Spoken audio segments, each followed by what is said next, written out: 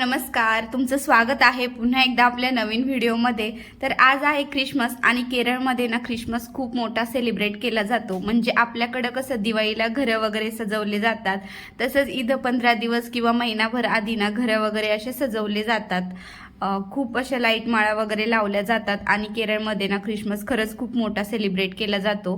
तर कसा सेलिब्रेट केला जातो हे मी तुमच्याबरोबर नक्की शेअर करेन, तर व्हिडिओ कंटिन्यू करा आणि शेवटपर्यंत नक्की बघा। तर आज आम्ही चाललो होतो पोर्टकोचीमध्ये, एक ग्राउंड आहे, तर तिथं ना एक खूप मोठा ट्री आहे, ख्रिसमस ट्री, आणि त्याला ना खूप छान सजवलं जातं। तर तेच मी तुम्हाला आज दाखवणार आहे, तर व्हिडिओ कंटिन्यू नक्की करा आणि शेवटपर्यंत नक्की बघा। हे बघू शकता, रस्त्याने सगळीकडे अशा लाईटिंग वगैरे लागली होती आणि खरंच खूप असं सण असल्यासारखं वाटत होतं। इथं ना सगळ्या जाती धर्माचे लोक एकत्र येऊन या सणाचा आनंद लुटतात। असे नाही की त्याच धर्माचे लोक ख्रिसमस सेलिब्रेट करतात, एकमेकांना मिठाई देतात, एकमेकांना भेटवस्तू देतात, किंवा ख्रिसमसमधील जो फेमस केक असतो, प्लम केक, तो एकमेकांना देतात।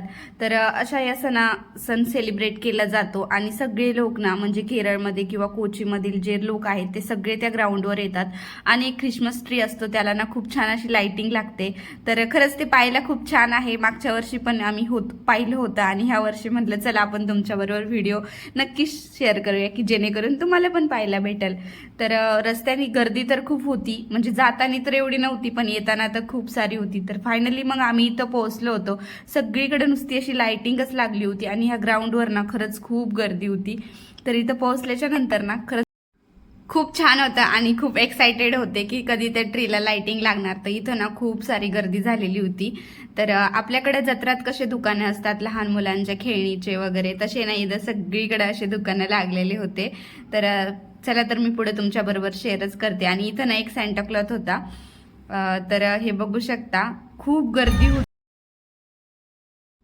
पुढे ना लहान मुलांच्या खेळणीचे वगैरे खूप सारे दुकान वगैरे होते आणि श्रीषा बघत होती की जे बलून वगैरे होते त्यांच्या हातात, तर तिला पण आता काहीतरी खेळणी घ्यायची होती, त्यासाठी ती बघत होती दुकान। चला, तर आता पुढे जाऊन बघूयात तर इथं कशी कशी खेळणी आहे आणि काय काय आहे। तर आपल्या जत्रेस कशी दुकानं लागतात तशीच इथं दुकानं लागलेली होती, म्हणजे लहान मुलांची किंवा लेडीज सेक्शन पण होतं खूप छान। तर हे बघू शकता, इथं असे खेळणीचे वगैरे दुकान लागलेली होती। तर खूप छान छान डॉल वगैरे होत्या आणि मग ते आम्ही सगळं पाहिलं। आणि त्यानंतर ना हे जे ग्रीन टी दिसतंय ना, तर त्यालाच आता लाईटिंग लागणार होती आणि खूप एक्साइटेड होते सगळे ते पाहण्यासाठी आणि खरंच खूप छान असतं ते। तर व्हिडिओ शेवटपर्यंत नक्की बघा, मी तुमच्याबरोबर ते शेअर करते। त्यानंतर ना आम्ही लेडीज सेक्शनमध्ये गेलो, तिथे ना खूप सुंदर सुंदर असे कानातले हेअरिंग होते। तर खरंच खूप छान होते, कारण केरळमध्ये असे भेटतात पण खूप कॉस्टली असतात।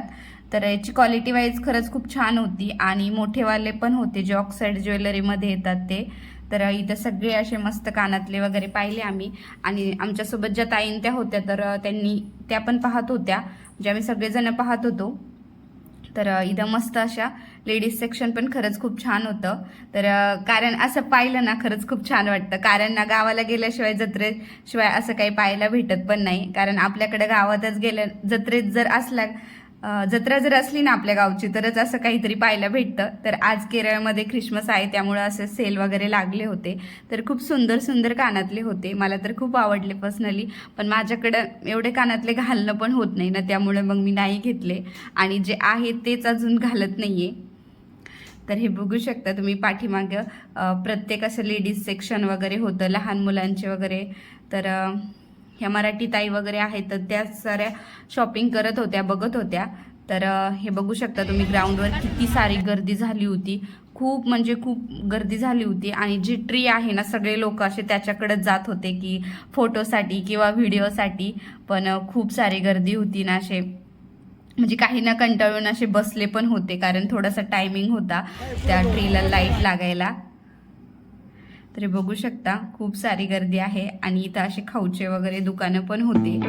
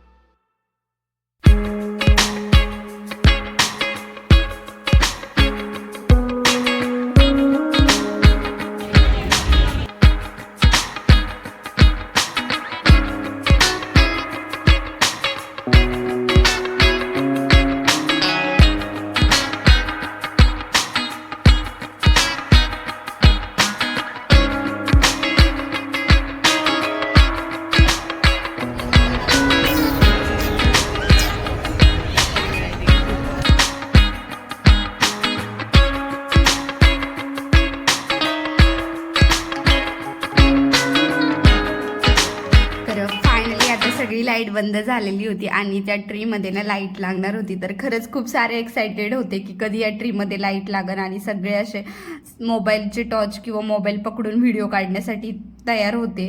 तर हे बघू शकता तुम्ही किती सुंदर दिसते लाईट लागल्याच्या नंतर. आणि खरंच ते पाहायला ना खरंच खूप छान वाटतं, आणि इथं खूप सारी गर्दी झाली होती ते बघण्यासाठी. हे बघू शकता तुम्ही.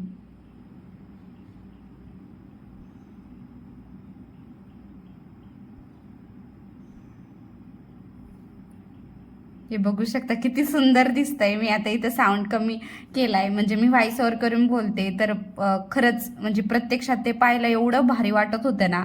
चला तर मी आता तुम्हाला त्या ट्रीच्या एकदम जवळ घेऊन जाते. तर ह्या ट्रीमध्ये ना लाईट लागल्याच्या नंतर हे असं काहीतरी दिसत होतं आणि खूप सारे फटाके फुटले होते.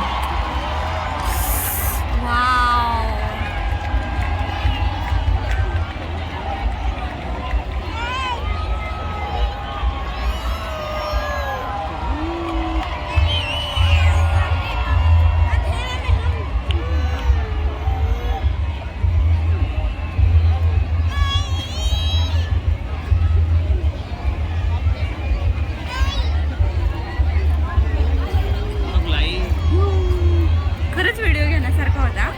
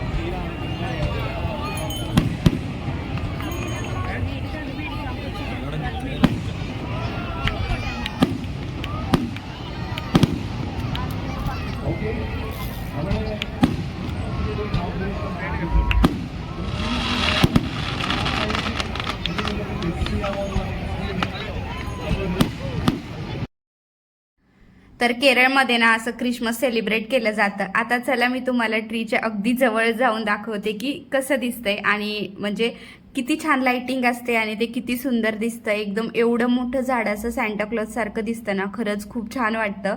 चला तर आता मी त्या झाडाच्या अगदी जवळ जाऊन तुम्हाला दाखवते की कसं दिसतंय ते.